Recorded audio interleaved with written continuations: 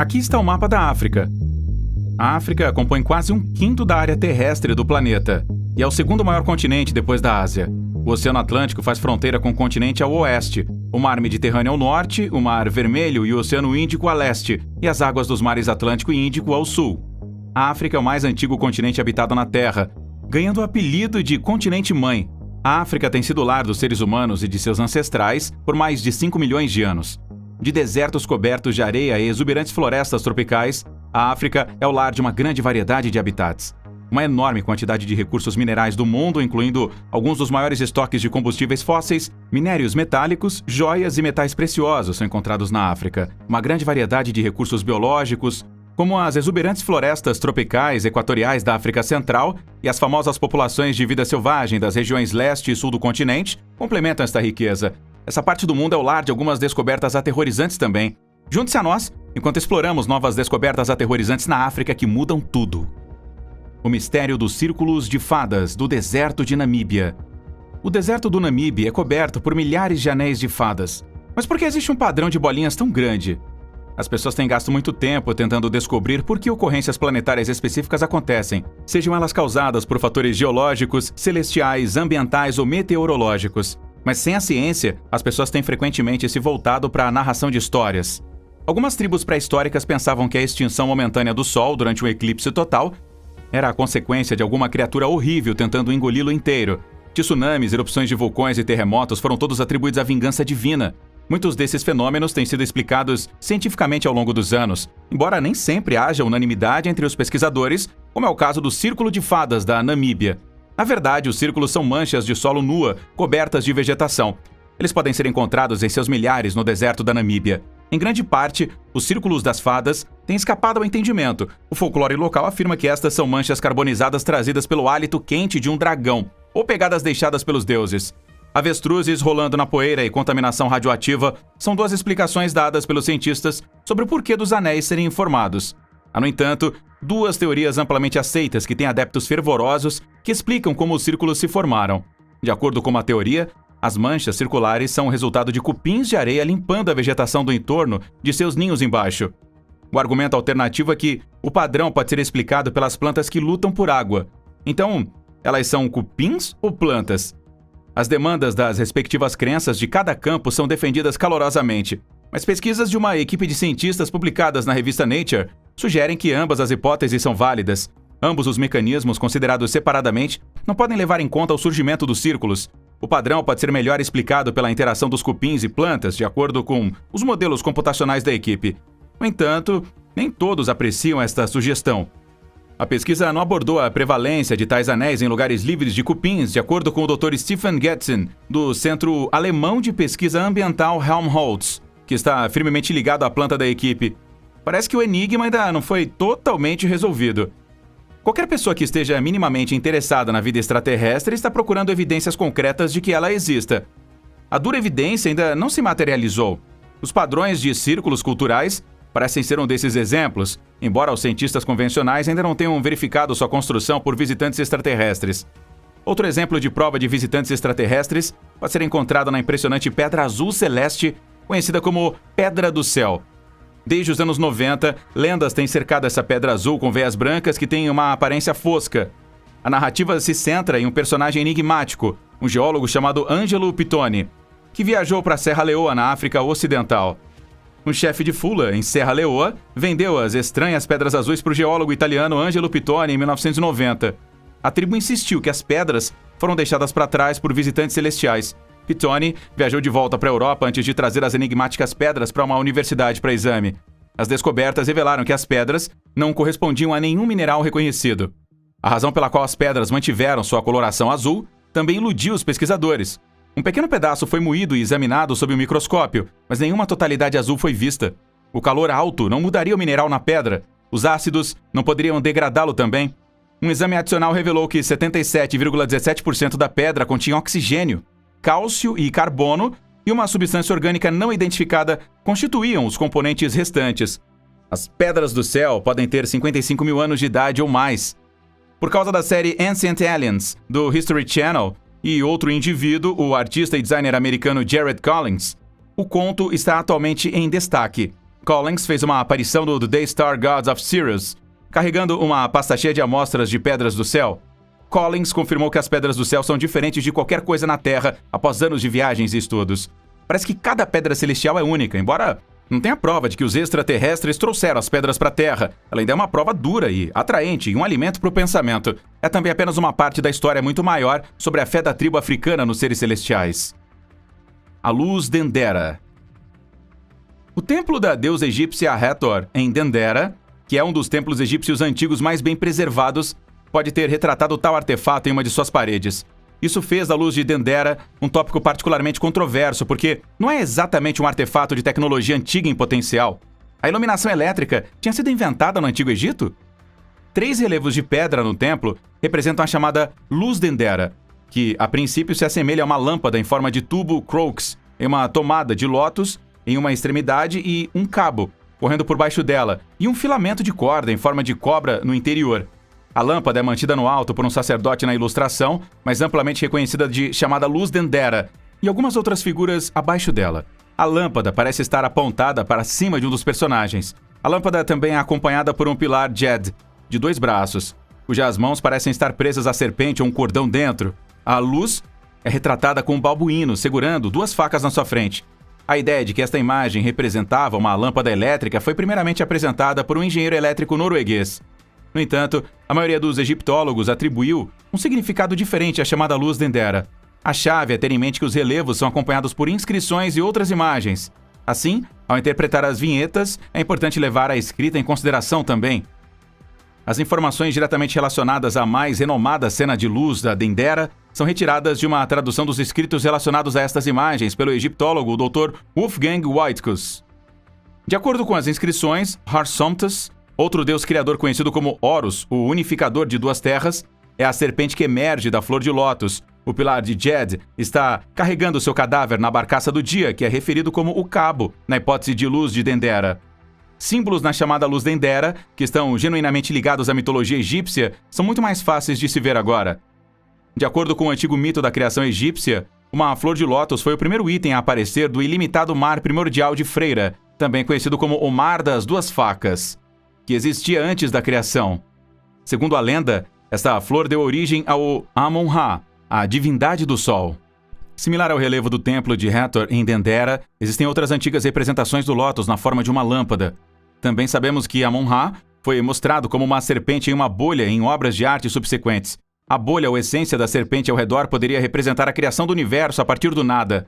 Portanto, o retrato do deus Sol, vindo da flor de lótus, é considerado pela maioria dos egiptólogos como uma interpretação clara da luz Dendera. Ainda mais pode ser visto examinando cuidadosamente esta imagem controversa e usando nosso entendimento de mitologia egípcia.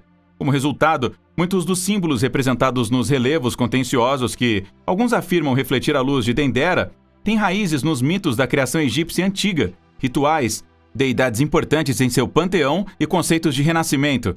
A falta de literatura histórica debatendo o uso da eletricidade no Antigo Egito, o que se antecipava ver se os relevos representavam lâmpadas elétricas, é outro argumento significativo contra a hipótese da luz de Dendera. Finalmente, é importante ter em mente que, apesar de escavar milhares de lugares antigos em todo o Egito, os arqueólogos não descobriram nenhum objeto claramente elétrico, muito menos lâmpadas. Não há agora provas concretas que sustentem a ideia de que os antigos egípcios usavam uma iluminação elétrica. De acordo com a hipótese da luz de Dendera, os rituais em torno do uso de luzes elétricas teriam sido realizados em rituais particulares pelos antigos sacerdotes, perto dos festivais relacionados ao Ano Novo, criação. Isso poderia implicar, após as cerimônias, os artefatos em si também fossem destruídos em segredo ou por um ritual. Não podemos ignorar as inscrições e a história que as acompanha, que podemos ver se desdobrando nas vinhetas, embora seja provável que algumas partes dos relevos no templo de Hathor, em Dendera, estejam faltando nas interpretações que temos hoje. Independentemente do seu significado, os relevos de Dendera continuam a atrair turistas de todo o mundo que estão ansiosos para ver as esculturas estranhas em um dos monumentos mais magníficos do Egito. Já ouviu falar de um lago que pode transformá-lo em pedra? A região seca ao norte da Tanzânia é o lar do Lago Natron, que é diferente de qualquer outro lago que você já viu ou ouviu falar, ou possivelmente até imaginou. Por quê? Em primeiro lugar, partes dele ocasionalmente ficam vermelhas, Nós apostamos que você nunca viu um lago vermelho. O Lago Natron é distinto não só porque ocasionalmente fica vermelho, mas também porque é extremamente cáustico, alcalino, devido ao vulcão ao redor. Ele é venenoso para a maioria dos animais por causa disso. Dentro e ao redor do lago, há animais e pássaros mortos. Por causa disso, o Lago Natron às vezes é referido como um impressionante, mas mortal Lago Vermelho da Tanzânia. Como ele é letal? As cianobactérias estão presentes em grande abundância na água do Lago Natron. A maioria das espécies que comem estas algas sofrem danos celulares no sistema cerebral e no fígado, como resultado da toxina que eles liberam no meio ambiente. Como resultado, muitas das aves e animais que bebem do Lago Natron acabam mortas. A superfície espelhada do lago tenta os pássaros a mergulhar, o que os faz morrer. Os animais, pássaros e morcegos que perecem na água se tornam réplicas mumificadas de si mesmos, após serem calcificados. Muitas dessas criaturas preservadas foram colocadas em posições realistas antes de serem fotografadas pelo grande artista Nick Brand. O Lago Natron recebe seu nome pelo fato de conter muito carbonato de sódio, que é o que é natron. Por que o Lago Natron é vermelho? Partes do lago muitas vezes aparecem como um vermelho profundo ou laranja. A causa das cores é um tipo de alga. Um tipo de bactéria que floresce em lagos frequentemente cria florescimentos de algas, que por sua vez colorem a água. As algas florescem da cera do Lago Natron e diminuem, de tal forma que a vermelhidão do lago não é uma tonalidade fixa. A borda do lago também parece mais alaranjada do que vermelha. Qualquer criatura pode sobreviver neste lago? Sim, o lago é um paraíso para os flamingos. Eles são protegidos contra queimaduras por sua pele grossa. Além disso, o lago é um ambiente seguro para a reprodução, uma vez que sua toxicidade detesta os predadores. Notavelmente, certos peixes e espécies invertebradas podem prosperar mais perto das margens do lago. Quando o lago está em seu ponto mais bonito? Se você precisar de passeios a pé pelo lago, você pode escolher visitá-lo durante a estação seco-chuvosa, mas evite tentar nadar nele. O mistério do olho azul gigante da África na Mauritânia. A estrutura Richat, comumente chamada de olho do Saara ou olho azul da África, é uma notável formação geológica circular no deserto do Saara da Mauritânia, perto de Oadene. É bastante visível da órbita e tem quase 50 km de extensão. A idade de inflexão é maior do que 100 milhões de anos. Primeiro pensou-se que era uma estrutura de impacto de asteroides devido ao seu alto grau de circularidade, e depois pensou-se que era uma estrutura criada por uma erupção vulcânica, o que também parece improvável, dada a falta de cúpula de rocha ígnea ou vulcânica. No entanto, agora se pensa que é uma cúpula geológica altamente simétrica e profundamente erodida que entrou em colapso. De acordo com uma equipe diferente de estudiosos, ela foi criada quando Deus inundou a Terra durante o tempo de Noé. Muitas pessoas agora acreditam que foi a rocha erodida por erosão que causou o colapso. Entretanto, ainda não está claro como a estrutura Richat veio a ser quase circular e por que os anéis estão igualmente espaçados a partir do centro. E novos questionamentos são levantados. Algumas pessoas estão espantadas como e quanto esse edifício se parece com a representação de Platão da Atlântida. Havia 2 de terra e 3 de água. Atlântida, quando destruída pelo terremoto, se tornou uma barreira intransponível de lama para os viajantes que navegavam de lá para qualquer região do oceano, disse Platão sobre a forma circular da ilha. Ele mencionou uma montanha que protegia a cidade do norte, assim como uma que abraçava uma ampla planície como uma forma oblonga no sul. O grego se refere à Atlântida como Atlântida, Nessos, ou a Ilha de Atlas. Então, estamos falando de uma formação geológica de 100 milhões de anos que poderia ter sido Atlântida bem no deserto do Saara da África. O deserto do Saara da África. A África, o continente mais quente da Terra, tem uma grande região desértica cobrindo grande parte de sua superfície. Sendo o maior deserto da Terra, o Saara é verdadeiramente enorme. 9,4 milhões de quilômetros quadrados compõem o seu enorme tamanho, que é maior do que todos os Estados Unidos. Outro fato fascinante é que ele tem se expandido no sul a uma taxa de meia milha por mês, ou 6 milhas por ano. Então ele está se tornando maior.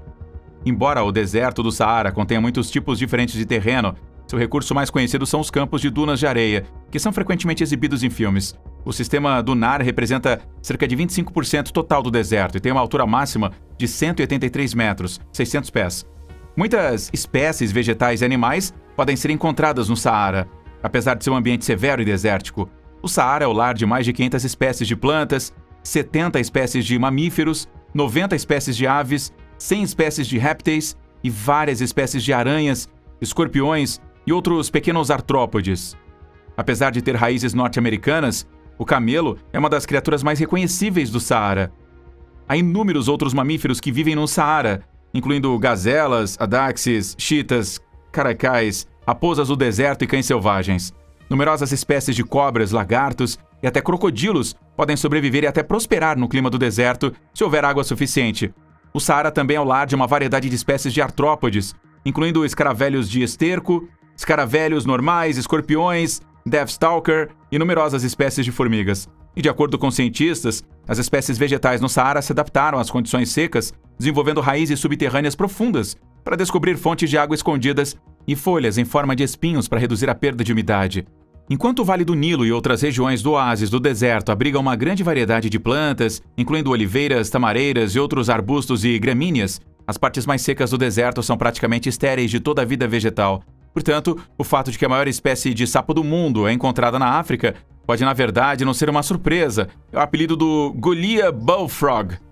O sapo escorregadio gigante é outro nome para o Golias, esse sapo touro, o Golias conrawa. É o maior sapo conhecido por existir. Esse animal pode pesar até 8 libras e alcançar um comprimento de até 12,5 polegadas. O sapo touro Golias tem aproximadamente o tamanho do seu gato doméstico. Um bebê recém-nascido humano pesa menos que esse sapo. Estranhamente, as cordas vocais estão ausentes nestas enormes rãs e eles são incapazes de criar gritos de acasalamento como resultado. Esse adorável, enorme e inofensivo mamífero é encontrado na Guiné Equatorial e nos Camarões. Sendo alimentadores seletivos, os girinos Golias consomem principalmente a planta Dicraeia warmingi e fica localizada perto de cachoeiras e ao longo de margens de rios rápidos. Como resultado, entre as nações de Camarões e da Guiné Equatorial, esta espécie só pode ser encontrada em um lugar na África. Libélulas, gafanhotos e minhocas estão entre os insetos que os sapos adultos comem. Além de peixes, eles também consomem outros anfíbios, incluindo tritões, salamandras e sapos menores, assim como moluscos, caranguejos e outros crustáceos, cobras jovens, tartarugas e pequenos mamíferos. Eles precisam estar perto da água, assim como outros anfíbios. Eles emergem à noite e se sentam nas rochas do rio para procurar presas como ratos, peixes, caranguejos, tartarugas jovens, etc.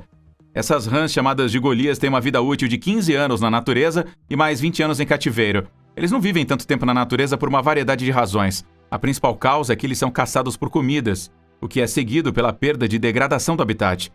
Entre outros predadores, presa por cobras, crocodilos do Nilo, monitores do Nilo e humanos. Seu tamanho é tão fascinante que está sendo exportado para jardins zoológicos e para o comércio de animais de estimação. Além disso, os cientistas encontraram um novo tipo de aranha viúva na África. Ela pode ser a mais mortal em todo o globo. A temida viúva negra está intimamente relacionada com a aranha Pinda Bottom, que foi encontrada pela primeira vez em 28 anos. Além disso, de acordo com Barbara Wright, a descoberta da nova espécie, sua mordida será tão potente quanto a de sua conhecida prima e necessitará de cuidados médicos. Apesar do fato de que a toxicologia desta espécie em particular ainda não foi completada, ela afirmou que todas as aranhas viúvas, o gênero Latrodectus, são consideradas clinicamente significativas devido ao seu veneno altamente neurotóxico. Os humanos que são expostos ao veneno podem sentir dor, palpitações, suor e vômito. 3 das 9 aranhas mais mortíferas do mundo são espécies da aranha viúva, que ainda não foram descobertas. Entretanto, as picadas da Latrodectus raramente causam mortalidade, e é provável que o mesmo aconteça com a nova espécie. O botão pinda, que é único nos bosques de areia da África do Sul e que estão em perigo crítico, pode ser a maior aranha viúva do mundo, e é sem dúvida a maior da África. Como a fêmea tem marcas vermelhas brilhantes nas costas e no lado de baixo, em vez de apenas uma, ela pode ser distinguida das outras aranhas de sua espécie. Além disso, a aranha produz distintos sacos de ovos roxos, cada um dos quais contém cerca de 600 filhotes. Esta é uma descoberta significativa no Aracniverso. Falando de uma descoberta significativa, enquanto brincava no campo na fazenda de seu pai, perto de Leidenburg, Mpumalanga, África do Sul, um pequeno garoto chamado Carl Ludwig Ludi von Bezing, agora um conhecido coletor de minerais austríaco sul-africano, notou fragmentos de algumas cabeças não identificadas. Alguns anos depois, ele voltou para a região e, ao longo de vários anos, ele reuniu os fragmentos de 7 cabeças. Esta descoberta significativa é conhecida como The Leidenburg Heads, em uma escala global. Estes objetos representam um dos primeiros tipos de escultura africana na África Austral. Existem 7 esculturas ocas de terracota, cada uma com o nome do local onde foi encontrada no final dos anos 50. As escavações indicam que os crânios podem ter sido intencionalmente queimados e enterrados em vez de simplesmente jogados fora ou esquecidos. A função das cabeças não é clara até hoje.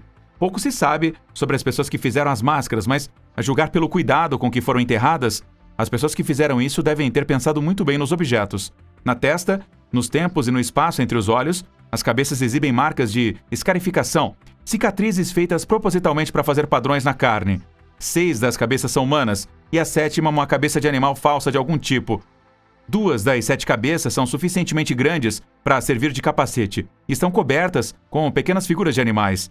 As outras 5 têm um buraco em cada lado do pescoço que provavelmente foi usado para conectá-las a uma fantasia ou objeto. As máscaras africanas frequentemente têm motivos de animais. Elas representam o espírito de um animal e a pessoa que usa a máscara assume as características daquele animal. Isso permite a comunicação com o animal, como lhe pedir para ficar longe da aldeia. Em outros casos, o animal representa a virtude. Os búfalos, hienas, falcões, crocodilos e antílopes são os animais mais frequentemente vistos representados por máscaras. Uma das máscaras de animais mais populares é o antílope, e um animal pequeno e não identificado está empoleirado em uma das cabeças de Ladenburg. Que função este misterioso animal serviu para aqueles que projetaram as cabeças de Ladenburg? Embora os arqueólogos ainda não tenham certeza do seu uso exato, eles têm a hipótese de que foi provavelmente durante rituais de iniciação, ou seja, durante os ritos de promulgação que marcaram a mudança para uma nova posição social, ou talvez a afiliação de um grupo exclusivo, que elas foram utilizadas. A única opção é fazer suposições educadas sobre o propósito e o significado de uma cabeça como esta, na ausência de fontes escritas contemporâneas. Você sabia que o segundo conflito global mais antigo, depois da Segunda Guerra Mundial, aconteceu na África? A Segunda Guerra do Congo, que começou em agosto de 1998, aconteceu apenas um ano depois da Primeira Guerra do Congo, e é o segundo conflito mundial mais mortífero, subsequente apenas à Segunda Guerra Mundial. A República Democrática do Congo, o antigo Zaire, serviu como o principal teatro da Segunda Guerra do Congo. A guerra começou em 1998 e foi declarada terminada em 2003, após o estabelecimento de um governo de transição. Foi o maior conflito interestadual da história contemporânea da África, envolvendo diretamente 9 países diferentes e cerca de 20 organizações armadas, ganhando os apelidos de Guerra Mundial da África e Grande Guerra da África.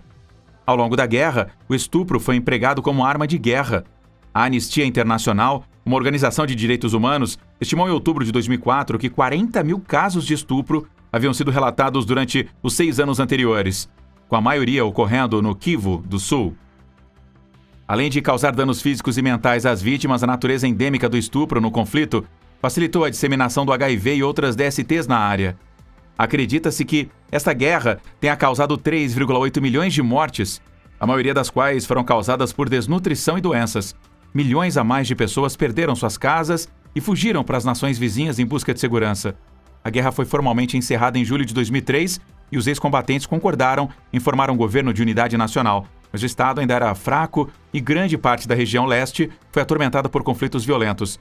De acordo com estimativas, a violência e as interrupções no fornecimento dos serviços sociais básicos e alimentos causaram 1.000 mortes por dia em 2004. Foi um período de escuridão e conflito no condado. Vamos saber o que você pensa sobre essas descobertas na seção de comentários abaixo.